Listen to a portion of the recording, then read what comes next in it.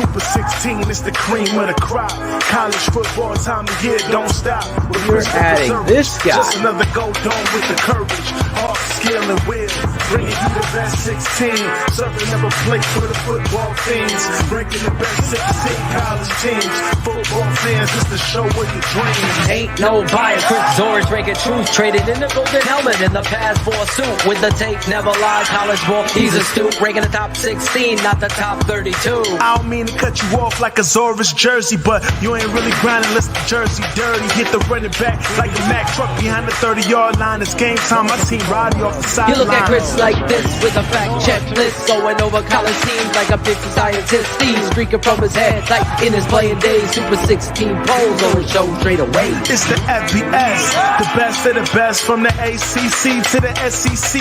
Pac-12, Big Ten, Mountain West, Sun Belt, and the Big 12. Open your eyelids. Who the best like the clock? Super 16 is the cream of the crop. College football time of year, don't stop. With Christopher Zorich, just another gold dome with the courage, heart, skill, and will. Bringing you the best 16. Southern never played for the football fiends. Breaking the best 16 college teams. Football fans, it's the show of your dreams.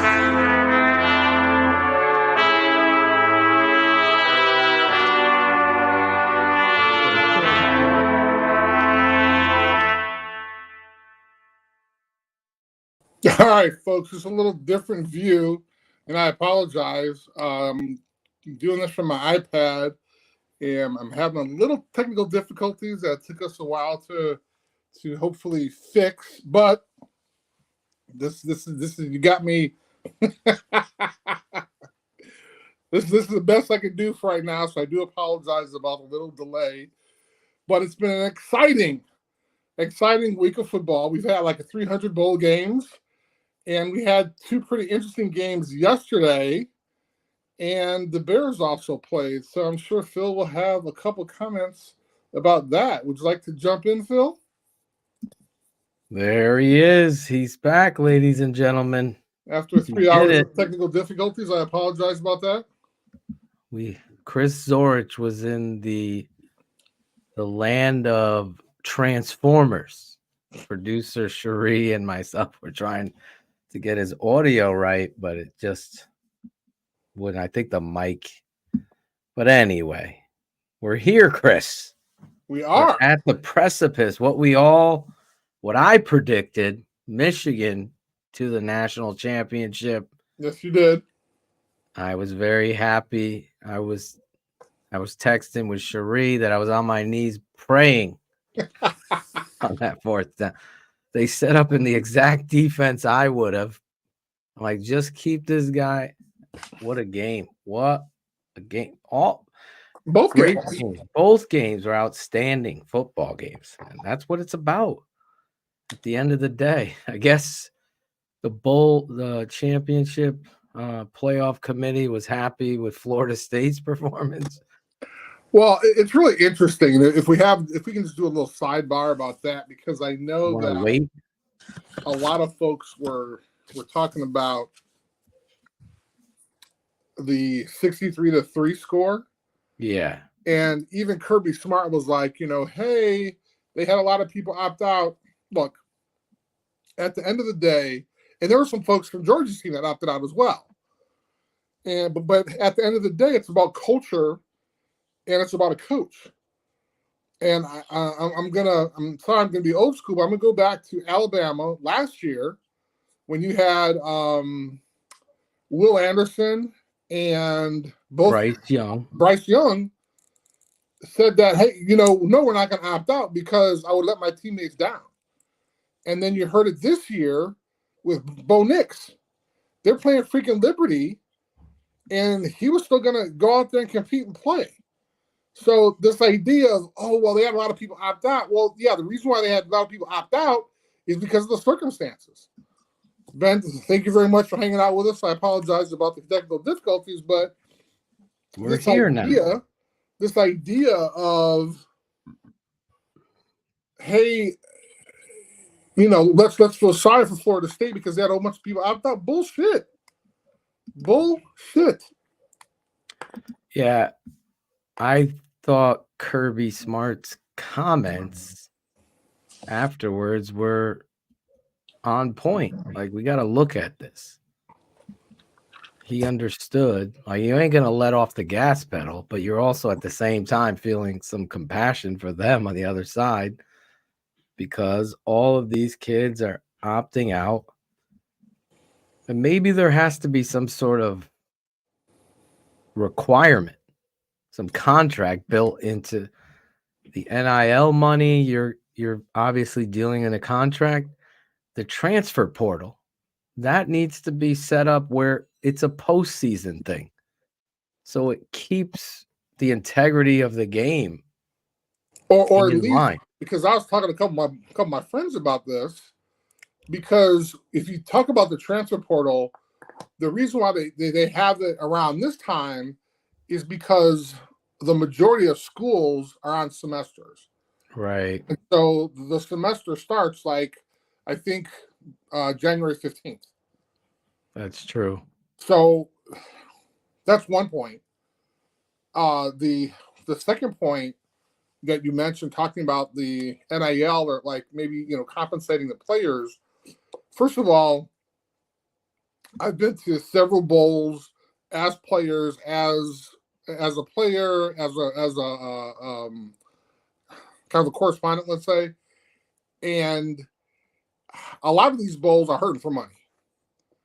And the only bowls that are making a shit ton of money are the big games, are the New Year's Day bowls, right? The So Frosted Flakes bowl didn't. No, Tony the Tiger, baby. Tony Sorry. the Tiger. Exactly. I mean, so for example, and some people might remember this. Several years ago, Florida State played Northern Illinois in the Orange Bowl. Mm-hmm. This was maybe 10 years ago. And Northern got in there because they were the best group of 5 team or something like that. And they had, first of all, no one knew who the fuck Northern was. But the idea that you had the president had to ask the other schools in the MAC to help them travel, and so that he asked each team for each school for $100,000,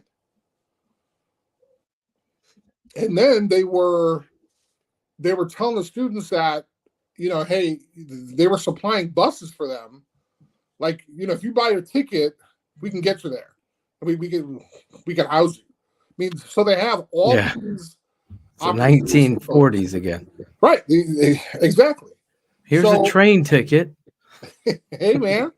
But the idea is that the smaller bowls wouldn't be able to afford compensating the kids, right? And so somebody, I forgot, maybe it was on game day, they were talking about,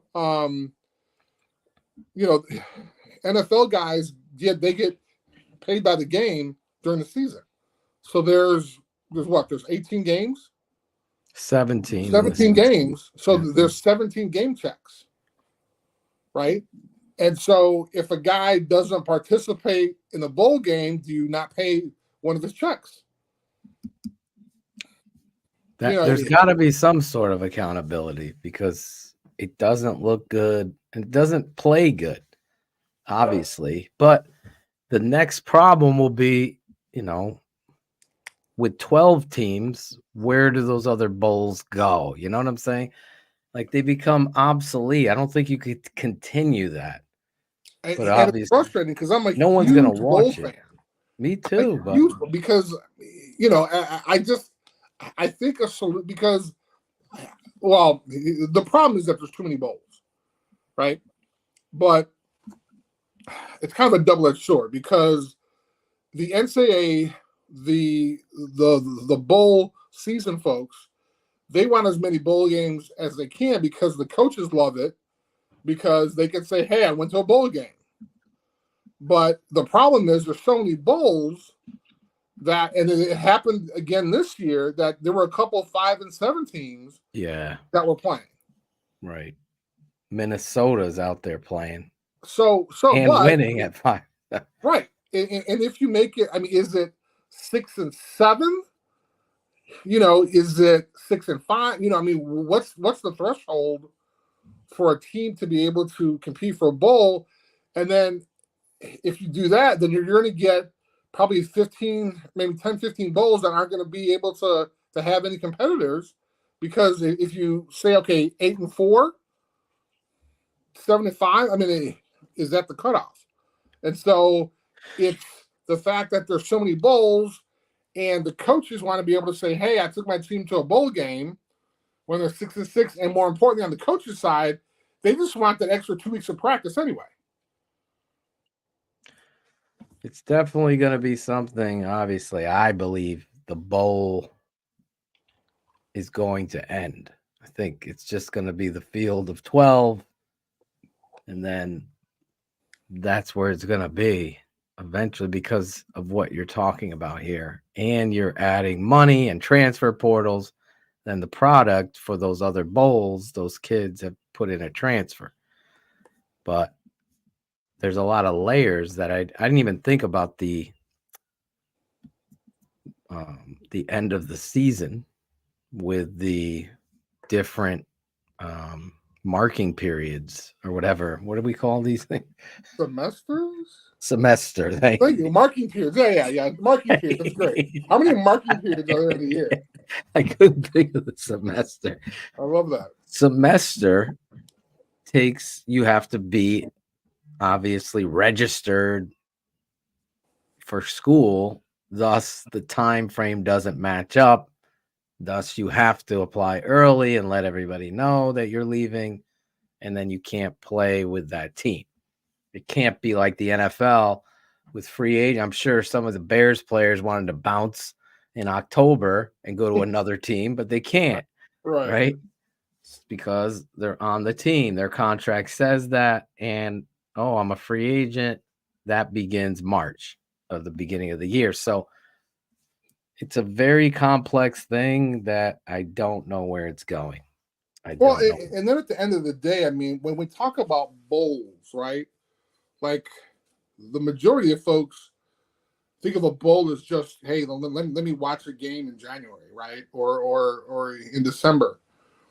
But for those towns that are hosting these bowls, like that's income, right? To the city. Spectators are coming from different cities, right? So I mean, we could say, hey, yeah, don't worry about the bowls, but there's so much money that are tied in, even the smaller bowls, right?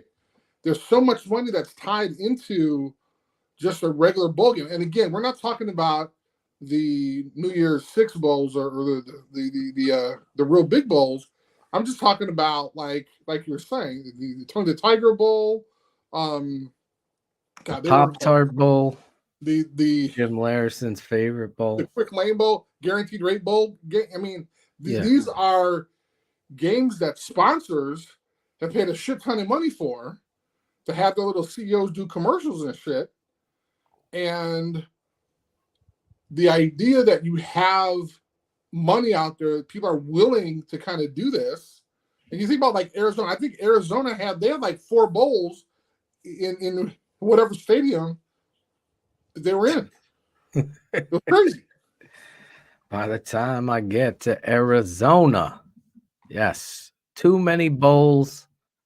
How is this going to change the layout of the land of football, college football next year? Is going to be very interesting, and we'll be talking about it. But here's something else that go ahead. I don't want to piss anybody off for the new year, but who do y'all think are going to be in these 12 slots? Like, it's going to be half SEC and half Big Ten, right? I mean, you know that, right? Drew's throwing. So, I don't know how we feel about that. The 12, are they going to do conference winners first? Well, supposedly, yeah. So, supposedly conference champions. So conference champions get an automatic, and then a bye. Okay. And then we don't even know the conferences. There's so Well, minus the Pac-12. yeah. Well, the Pac-2. Well, okay, minus the Pac-2. There could be a dispensary bowl next year, the Weed Eater Bowl. It's like brownies, edibles. Cars would be there, and Claudio. The Aloha Bowl, that's still then.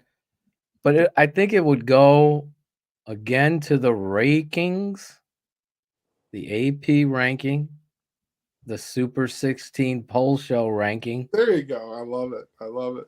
and The college football playoff. college football playoff. Yeah, those rankings will set the top teams, and automatic bids are given if you win your conference. So Okay, it'll. but I are we think gonna it'll. have- 12 is a good number. It's better than 4. Well, is it? Because the people are going to be bitching about who's going to be in the 12. They're going to say, well, let's expand it to 24. I mean, it's going to be like The what is Sweet it, the 16. FCS. Something, right? Because Yeah, what does the FCS start out at? I 24? don't know where they start. Oh. But- Cherie, can you look that up? The FCS playoffs. How many teams? I mean, the idea that you can play like, at your home, I mean, that's great. But I mean, what's going to happen with the bowls? Because people were comparing to kind of like the NIT, right? I hope. Wouldn't that be interesting? That'd be hella Yeah, interesting. we don't want it the NIT. We're gonna get into all this stuff. The fans are piping hot here as we talk about the layout in the future. How about we talk about? Do you want to talk about the Bears? Get that out of the way Absolutely, quick. sure we can. I'd love to. 24 teams in the FCS, so that'll kind of give you some perspective there. They start out with 24 teams in their playoffs. College football is turning to 12. I'm okay with that. I want to see how this works next February. It's going to go into February probably. What? Yeah, but now you're talking about eligibility. I mean, it's gonna. They're going to come up with. They have to come up with rules. Well, right. I mean, we're not trying to solve that this evening, but I mean, if it goes into next semester, I mean, now you got to keep guys eligible for 2 semesters. Shit, they're having problems keeping guys eligible for 1 semester. Well, with the NIL money and things like that, it's becoming what it has always been, a business. I didn't come here to get a degree. I came here to play football. Famous quote by a couple NFL first rounders. And that's really where we're at. Yeah. We're going to see where this goes. I think there's the days of all the bowls are going. Oh, that's interesting, Bullets. Yeah. And we'll see how they're going to set this up, because obviously they're going to have to keep rivalry weekend end at Thanksgiving and start earlier. That's the way I think they have to do it. You got to get rid of the SEC, the Big Ten championship, in my mind. You have to get rid of that and just have a seasonal winner. They're not going to allow that. Something you're going to have to cut a week down. I guarantee you the conferences aren't going to, especially the fucking 2 super conferences, they're not going to let that go. Yeah. You know how much money that is for them? It's all about the money. Unfortunately. That's what it's about. Speaking of money, the Chicago Bears will have plenty of money. Hello. And they have plenty of money to spend on a new coach if they so choose. If they so choose. I am in the department that they should choose a new coach. I have stated this before. Despite the fans' chants of wanting Fields, I think a whole reboot is necessary for the Chicago Bears as they move forward with this franchise. We'll be talking all about that tomorrow night with Dan Wiederer of the nice. Chicago Tribune. Yes. Joining us talking about it. I'm a fan. Yeah, big Dan. Dan's going to come in swinging. See where he is. Where are you, Chris Zorich, with this football team? Well, it seems as though folks have amnesia, right? So that they think of the last 5 games like, oh my God, this is great. And it's like, well, wait a minute. I mean, let's add up what's going on in the last 2 seasons. Right. And, you know, the fact that during this season, we've celebrated 2 wins in a row, which is appalling. Then we also celebrate an actual conference win, which is appalling. I mean, let's not forget what's going on under this reign. And it's been the lack of success. Exactly. So the fact that they've played, and I don't have all the stats, but the last 5 teams we played outside of the Lions weren't all that great, right? They're all on the bottom half.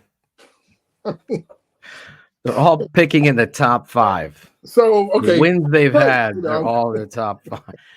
So it's like, hey, we beat the bottom 5 of we the beat NFL. Arizona, who was fighting for the first overall pick. They upset the Eagles. So fans will throw that. But the reality is any given Sunday. But Arizona, they beat, you know, they've had their first division win against the Minnesota Vikings. They had 4 turnovers, 5 with a stop on downs, and they kicked 4 field goals in that game to win 12-9 against Josh Dobbs. So what week was that? That was 3 weeks ago. Okay. That was their first division win, week 12. In 2 years, right? In 2 years, yes. They hadn't had a division win. Okay, can we stop now? Go ahead. I'm just saying. Like, I mean, any other, if we were any other franchise, right? I mean, we're fans, right? Yeah. We would be like, hey man, fire this, or like the Jets always show up to the draft, right? They go nuts. But if you're in week 7 of a second season and you beat your first conference opponent, week 12. I'm sorry, week 12. Worse. Yes. I mean, I said this thing. What are we talking about here? Like, I mean, there needs to be a seismic shift, right? Because, I mean, so I just like, we've been making excuses for years, right? Well, this doesn't happen because of this and this, but they were tanking Chris in year 1. That doesn't count. What? Like, you have to be rational. There's no ever a clear statement in a locker. We're tanking this year. No, but also a lot of people say that like have never competed, right? I mean, have never been out there. Like at the end of the day, it's about somebody lining up in front of you. Exactly. And hopefully dominating that person, right? Right. And so no one's going into a competition saying, hey, if I lose this game, it's going to be better for me. Well, listen, dumbass, they may draft your position. So exactly. Think about that, right? I mean, so, hey, I'm going to lose this game because, dude, you lose it. Come on, man. I mean, I've been on a couple of 4-12 teams with our favorite coach, Dave Wannstedt, and it was just horrible. Well, under Matt Eberflus, the Bears have had 5 historic franchise losses. There's 3 epic collapses, with 4 of those 5 record-breaking losses, where the chances of losing were less than 1%. Eberflus's Bears have a franchise record in the Charter history 14 straight losses in a row. Eberflus' first time beating a divisional opponent, it was week 12, I said, versus the Vikings. The Bears under Eberflus have wins versus arguably one, we'll say two, NFL starting quarterbacks in Jared Goff and Kyler Murray. This year. No, throughout. Oh my God. Throughout his history, as oh my God, he's a defensive coach. Oh my God. He's beaten Brian Hoyer, Davis Mills, Mac Jones, Zappi. They both played that game. Howell, Sam Howell, who's been benched. Dobbs, Bryce Young, Trey Lance. And now, who did they beat this weekend? Oh, they beat. Oh, yeah, that's right. He's not a starter either because I don't even know his name. Heineke, Taylor Heineke. How about the guy that got off the bench? They've beaten two starting quarterbacks. Joe Flacco, who was babysitting. Right, I forgot that, yeah. Jumps in and throws for 275 yards in the fourth quarter to have the most miraculous comeback where there's a 0.1% chance of them going and winning. The Bears are 9-23 under Matt Eberflus. Brandon Staley, who was fired, beat Matt Eberflus. These wins are, as you said, they're little mirages of anything. They're playing teams that don't matter. There's no chance. Falcons weren't going anywhere. The Falcons are terrible. So this. So what if we looked at it as, all right, so the last 5 games we're really impressed. Hey, we're excited. What happened? Let's say the bottom 5, bottom 4 outside of the Lions, right?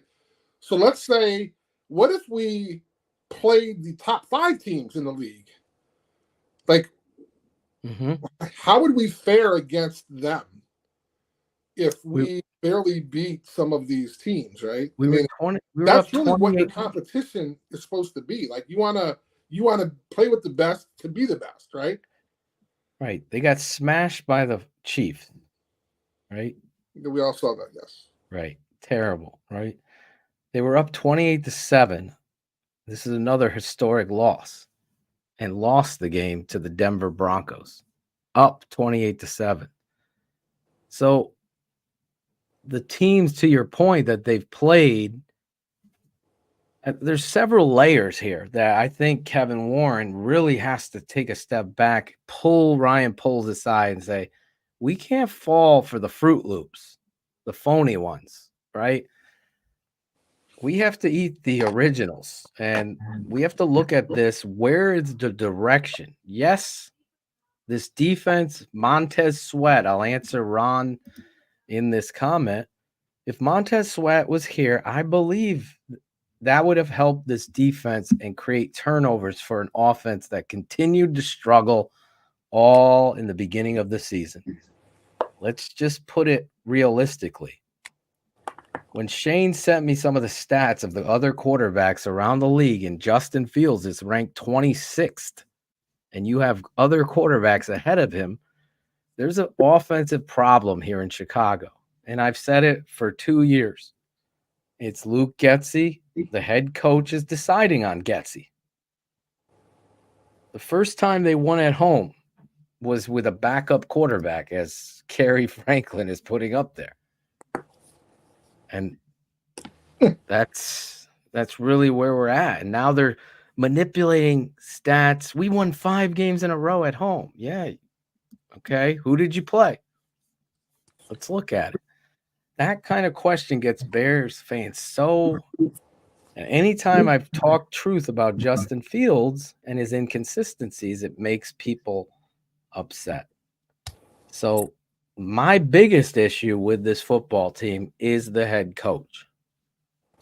Now, let's lay it all on the line. The Packers have everything to gain by winning. Show me this Sunday, Chris, against your rival, Cherie's already telling me this guy's poo-pooing. We're gonna treat it like any other game. You're wrong again. You've already done it wrong. If you're saying that, let me tell you, you know it better than I do. I just saw it sitting over by the guy. The McCaskies put a lot of weight in beating those guys. You might get a full a lifetime deal if you beat them, right? You can work here every year as long as you win 2 games. And that's part of the problem. But you can't be saying that this game is just another game. It's you beat them, you knock them out of the playoffs, and you continue on this path that you're trying to build a culture. Right, but here's the thing. Let's say, Phil, if they beat him by 3 touchdowns. I mean, is that going to secure his future with the Bears? I mean, are we not like what happened in the last 2 years that if they win on Sunday, that will allow them to say, hey, let's go ahead and stay with this group, right? Stay with this head coach. I mean, even if he wins, is that enough to keep him? Because if you compare the last 2 years, the record-wise, Yep, to any other team in the league, I mean, you find out where you're going to end up, and you find out where you want to be. You just want to be average? I mean, I assume not, right? I mean, they went and hired a guy who has some football knowledge. They want to move forward. They want to have some success. Listen, I have watched this team float in mediocrity and below. They just don't get the coach right. They just don't. And that's really where this needs to be addressed. Now you're facing a divisional rival. What are the Packers? They have 9 wins or 8 wins. Cherie, what's the record? The Packers as they go up. 8 wins, right? Right. I think. So it's not like this league, the NFL, is so. Oh my God, this one team in the NFC is just dominant. Like the 49ers have been beaten. So the Eagles just lost to the Cardinals. It is what it is. It's what the NFL wanted. They wanted parity. They wanted parity. Yeah. They wanted parity. The Chicago Bears, despite the NFL's want for parity, have been below parity. So the Packers are 8-8. There you go. The Bears have a chance to knock them out of the playoffs. They cannot win the playoffs. They can't go into the playoffs. That's another century. 2018 was the last time we've been in the playoffs. We all know how that ended. So I'm looking at this from the contract of Fields, the head coach, the fact that they're celebrating these wins in a club after in that culture. Cigars? People, come on, man. You guys, you're getting cigars. Like I thought cigars are at least for the playoffs or the division. I love a cigar, and if I could, I would. Well, before I got married, I smoked at least 3 cigars a day in my home. So I love me some cigars. But in that environment, they mean something different than just kind of like firing something up and walking out smoking a cigar. Right. I mean, I'm not passing cigars out when I'm, 5 and whatever, 7 or whatever. I mean, it's just not. That's not the environment that you have. That's for me. That's a big, huge red flag on the culture that the coach is just allowing the players to do what they want. Right. Of course they like him. They're not going to say anything bad. He's letting them do whatever they want. They suck. They're mediocre. They beat Taylor Heineke. Great. The Arizona Cardinals are terrible. They're a dome team playing in the snow. Vegas is laughing. What do you think? They know who's going to win. It's easy. Let me see you go up to Green Bay, the team you haven't beat, what, in 9 tries? You're 0 for 9. Ouch. And you're talking like this. What is his exact quote, Sheree? Eberflus stated that, we're going to treat this like any other game because I don't want to overdo. I don't know what he said. I'm saying he could say that. They don't have any more games, though. They should treat this as this is it. You come Super out. Bowl. This is our Super Bowl. You Right. think we want to knock them? You think we don't want to knock them? That's what a head coach does that you want. We want to knock these guys. I don't care. Give them billboard material, bulletin board. They put it all over the place. And possibly your last game coaching. Exactly. I'm going to keep it about us. The guy's the wrong guy. That's a given. Every week you got to keep it about you. We got to execute every week. But there's something bigger here. This could be your last game as a head coach.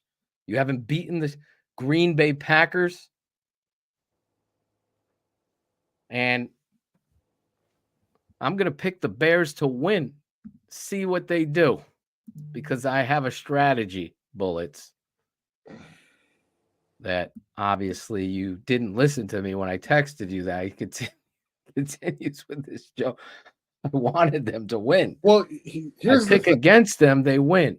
I pick them, they lose. So I'm going to pick them, see if this really happens. Well, but here's the scenario for folks. I mean, think about this. If they win, hey, we've kept our rivalry out of the playoffs. You know, we've won 6 games in a row. I mean, and it's almost. They didn't win 6 in a row. I'm sorry. They're saying they won 5 home games. Okay. They manipulate. I even got tricked, right? Yeah. Oh wait, they won 5 in a row. No, they had a loss in there. They've lost in there. Well, but when you look at this, you have to do that in order to make your team feel good. Yeah. Right? You know, hey, we're 5-0 at home. You know, I mean, that's what you're saying, right? I mean, we're 5-0, and then in parentheses you say at home. But so let's say they go out there and win, right? What happens to the organization now? Is everybody fired up because they beat the Packers the first time in 9 years? So what does that mean for the future of the Bears? That's because you have the same. So now it's like, okay, well, we're going to go with this guy. We're going to go with this quarterback. And now it's year 4 of Justin's reign and year 3 of Eberflus. Yeah. Are you going to turn? Is it like? Are you going to sprinkle magic dust and make this just a? I mean, all-encompassing game here. Like this is the win-all be-all. Mr. Zorich, how the hell are you? Hello. How are you, sir? I had to stop in and give you boys some breaking Chicago Bears news that might rile up the masses. Hey, all right. Let it out.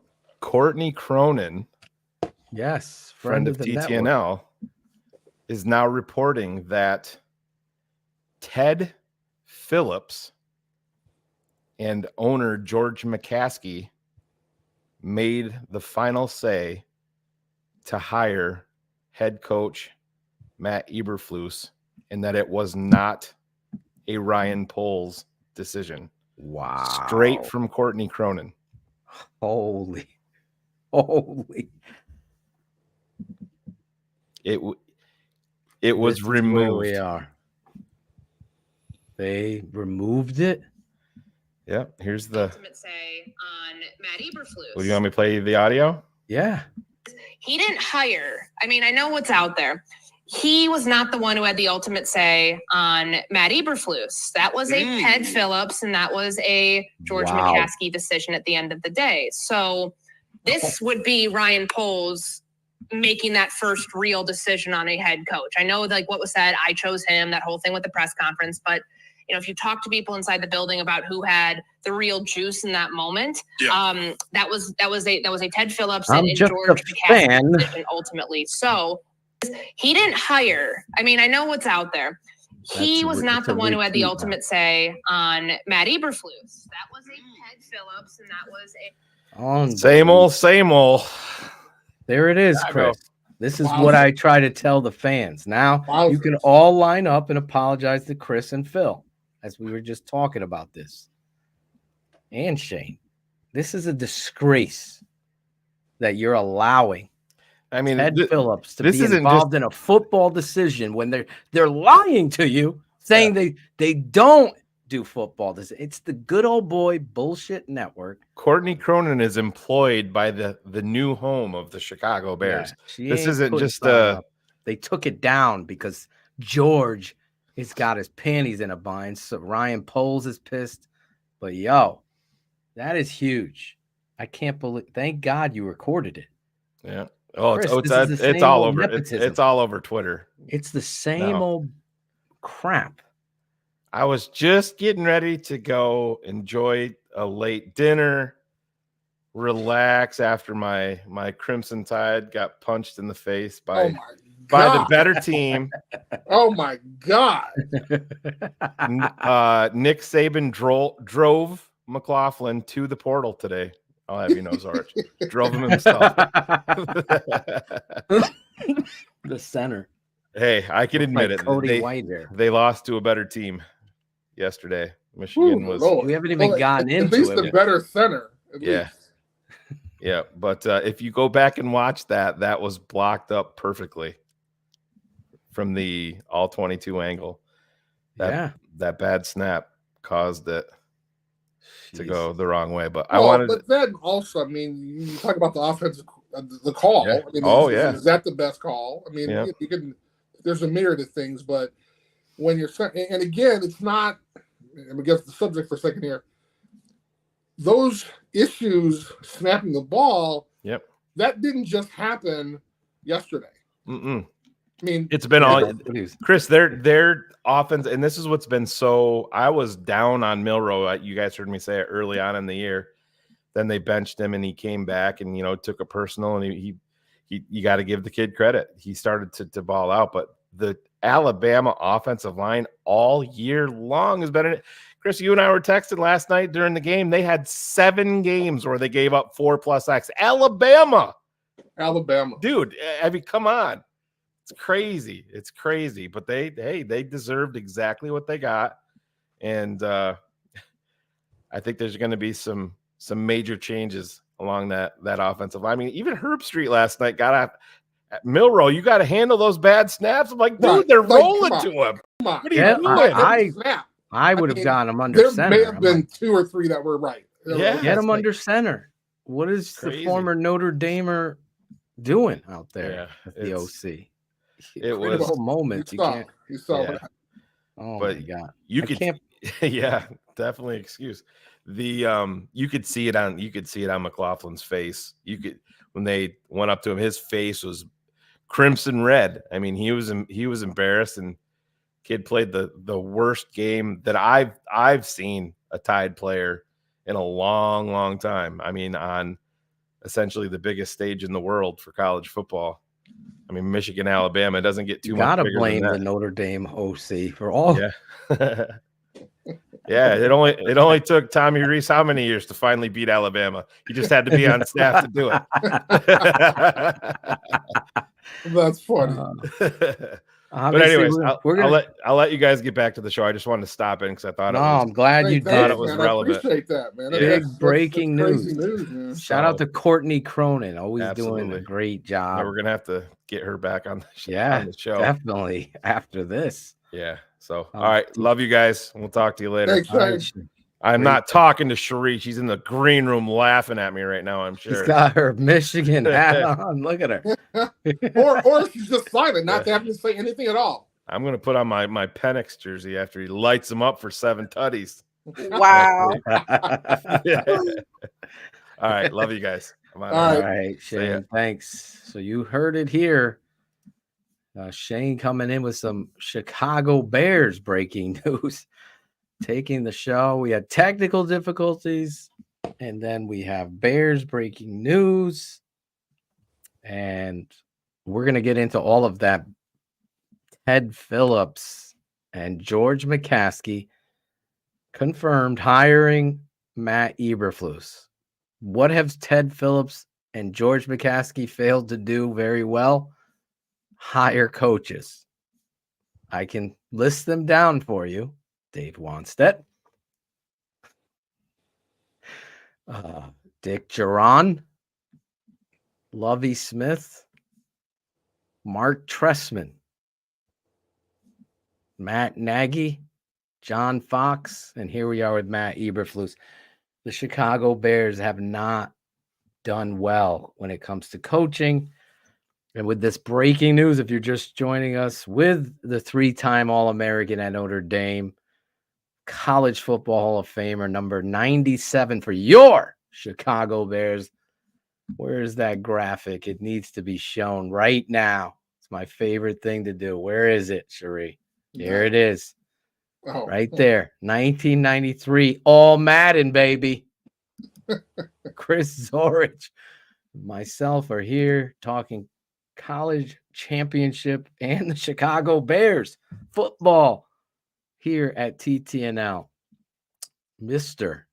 remembers when we were young. Don't we all remember when I was showing Chris the cable box that I used to have? Remember? How cool was that? Right? Chris had pliers and tin foil extended on the rabbit ears, right? To get in television back in the day. Oh my God. The Chicago Bears, last point on this, we'll move on. Let's talk about the championship, and then we have to wrap up because Ivan Vargas, another Bears show, he'll be breaking this down. Nice. Coming up at 9:30, Chris. But last point, I'll just say this. Tomorrow with Dan Wiederer will join us. We'll be talking all about the breaking news that has been taken down. It's just the typical Bears. It's embarrassing at this point. They've taken down what she said, not understanding that this is a different world of social media, and audio can be, screen grabbed and recorded and kept. So we'll be talking all about that craziness of just what we were ranting about. Shane jumps in. We're pointing out all the discrepancies in the 0.281 coaching percentage and winning that Coach Eberflus has, and we'll talk about that. Let's talk about Michigan. What a game, beating Alabama, smash mouth football, overtime, Chris. Goes into overtime. Michigan has that great drive. The special teams was killing Michigan. Punter, punt returner, things going terrible. They're able to overcome it. The drive down the football field to tie the game, that throw off the tip, and Wilson catching that ball. What were your thoughts there on that drive? Well, you think about not even just that drive, but just overall. I mean, the adversity that this team has faced. Now, I want to say mere mortals, right, they would crumble if their coach has to miss the first 3 games, right? Let alone 3 games in the beginning, 3 games at the end, all this other shit that's been going on throughout the season. And literally this is kind of their year, right? So this is anything that you've thrown at University of Michigan from the administration a couple of years ago, not wanting Jim, from the issues before the season, during the season. You have an offensive coordinator that goes in and plays the biggest game of the year as the head coach and beats Ohio State. Yep. Everything you've thrown at this team. So that locker room has to be beyond tight. After this performance, there isn't a team that would. I don't think that there's a team that would be able to beat them. Although I thought that Alabama was going to, it turned. They were able to fight through that adversity because they've seen it all year, right? And and Nick Saban, I mean, every coach has said this. You show me how a person reacts in the face of adversity, and that'll show you kind of their life lessons, but more importantly, what a true leader or a true fighter can be, right? Yeah. I mean, if you buckle under adversity, then, hey, you have to go back to the drawing board. You're not successful. These guys didn't have a coach the first 3 games, didn't have a coach the last 3 games, and they played a powerhouse in the playoffs. And they won. They still won. Still won. Despite the adversity they had during the game. That was it. I think the game defined what you said. It was adversity. They overcame it, and they put an exclamation point on it at the very end with our guy running 17 yards, breaking tackles, and getting in the end zone. I mean, talk about effort there. Let's even talk about him. He blows. Didn't he tear his ACL? Yeah, 2 years ago. Right. And he came back. He's fighting back with that. Yeah. Corum, Blake. And his story alone is something that's worth. And we're gonna be live next week. Are we gonna do the pre and post, or are we just doing post? What do you want to do? Let me see. Let me see how it's gonna. Let me see. We'll see. Let me think about it. Okay, you got about 5 minutes. I want you to talk about Washington versus Texas. Yes. So again, I am a shitty prognosticator because I thought both Alabama and Texas will be playing for the national championship, and I thought Alabama. I picked Washington, Michigan, just for the record. There you go. Just for the record. Thank you. Which apparently we're going to see every year anyway after this because they're both in the Big Ten now, right? This is going to be a Tuesday game. This is going to be a Maxim game, right? Yeah. It could be. Maybe Jim will be the coach of the Bears at that point. So that's my I thought that as for Washington, first of all, had no idea who the head coach was at Washington. Not only because I watch college football constantly, but the West Coast games are on and I'm asleep because I'm old. But the idea that this dude has had success, like he's lost 5 games in 2 years, that's amazing. And he did it with somebody that everybody doubted.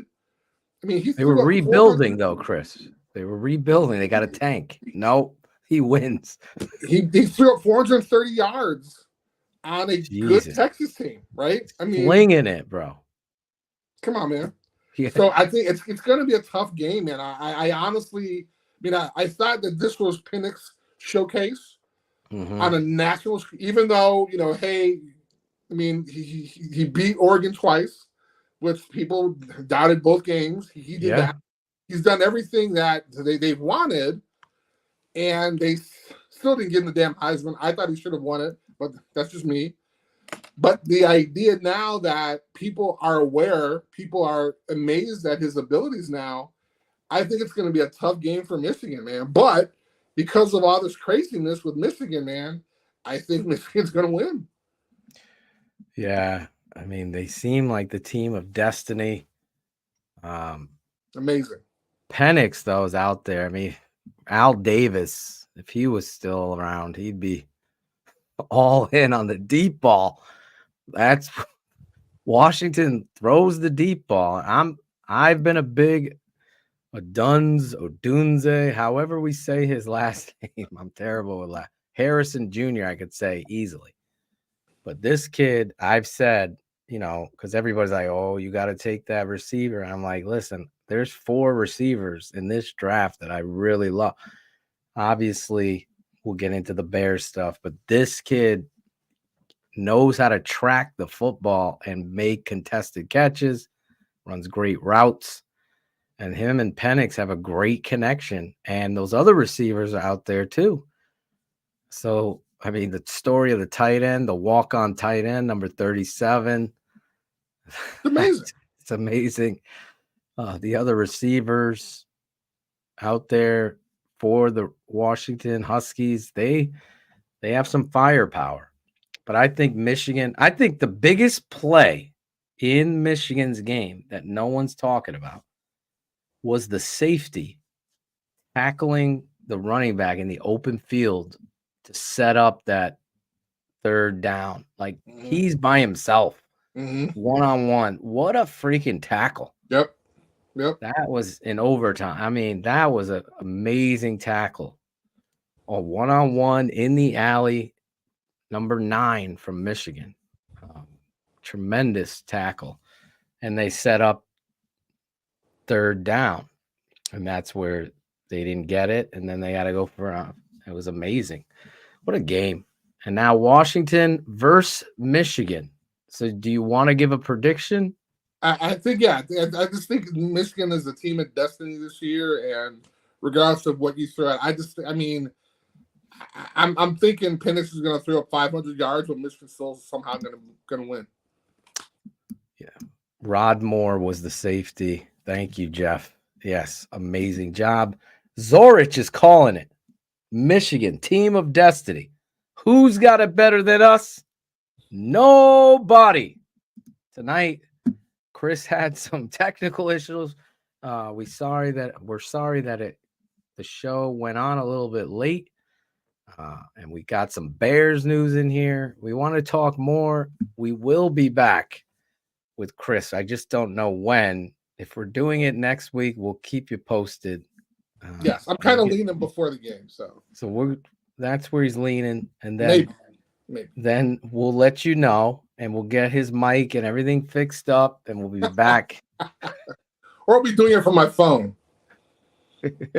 Well, it worked out. You're a true MacGyver. You were able to get what you had and get us going here.